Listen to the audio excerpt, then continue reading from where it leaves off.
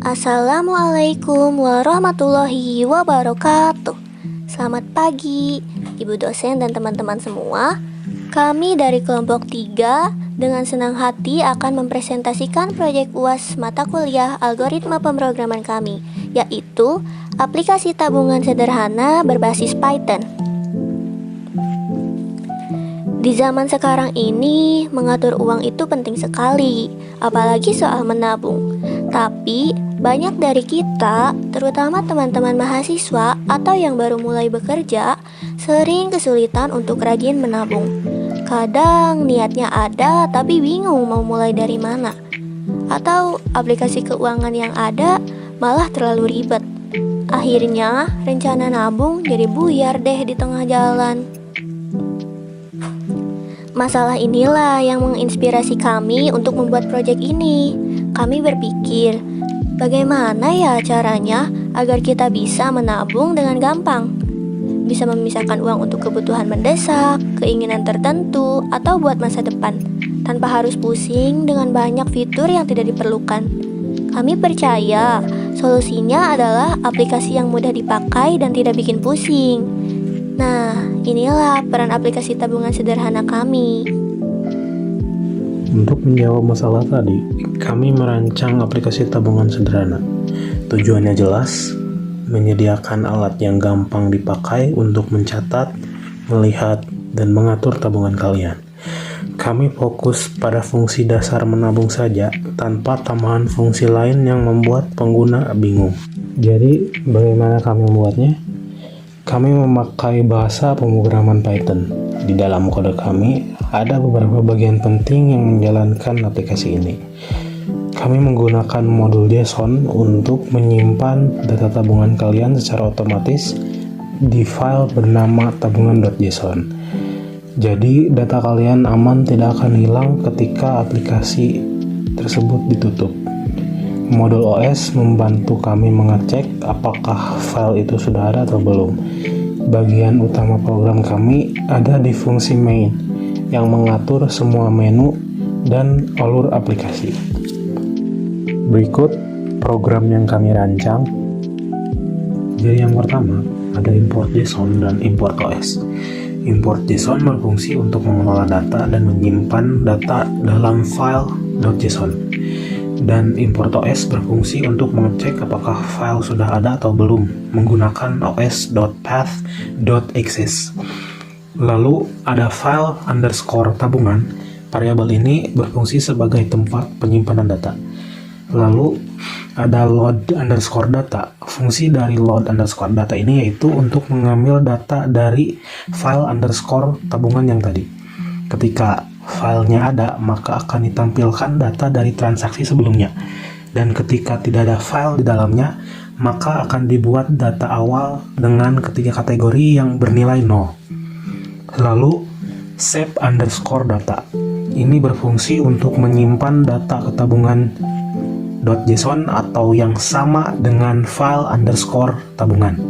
Bagian ini akan berfungsi ketika transaksi yang dilakukan, entah itu menabung atau menarik saldo yang dimiliki. Dan di tampilan underscore menu, ini hanya sebuah tampilan pilihan menu utama yang kami buat untuk menampilkan pilihan menu apa saja yang akan ditampilkan kepada pengguna. Lalu, tampilkan underscore kategori. Ini untuk menampilkan kategori menu utama dari 1 sampai 3. Dan get underscore kategori ini untuk menerjemahkan angka yang diinput dari pengguna menjadi nama dari kategori. Dan ada main buka kurung tutup yang menjadi bagian utama atau inti dari programnya yang mengatur semua alur dari program. Lalu kami menggunakan logika percabangan dan pengulangan. Untuk percabangan kami menggunakan kondisi if, elif, else. Dan pengulangan kami menggunakan kondisi while true, seperti yang bisa kalian lihat dalam video ini. Yuk kita lihat bagaimana cara penggunaan aplikasinya. Tampilan awal aplikasi seperti ini. Untuk menambah saldo, pilih opsi nomor 1. Setelah itu akan muncul tampilan kategori untuk menambahkan saldo 1 dana darurat, 2 kebutuhan khusus, 3 tabungan masa depan. Sebagai contoh, saya memilih menabung di dana darurat sebesar Rp500.000. Saldo tabungan dana darurat bertambah sesuai dengan nominal yang dimasukkan. Lalu, saya ingin menabung kembali, pilih opsi nomor 1 untuk tambah saldo. Di kategori tabungan masa depan, pilih opsi nomor 3 sebesar Rp1.500.000. Saldo tabungan masa depan bertambah sesuai dengan nominal yang dimasukkan. Jika ingin menarik saldo, pilih opsi nomor 3 untuk tarik saldo. Sebagai contoh, di sini saya akan menarik uang dari dana darurat. Pilih opsi 1 sebesar Rp700.000.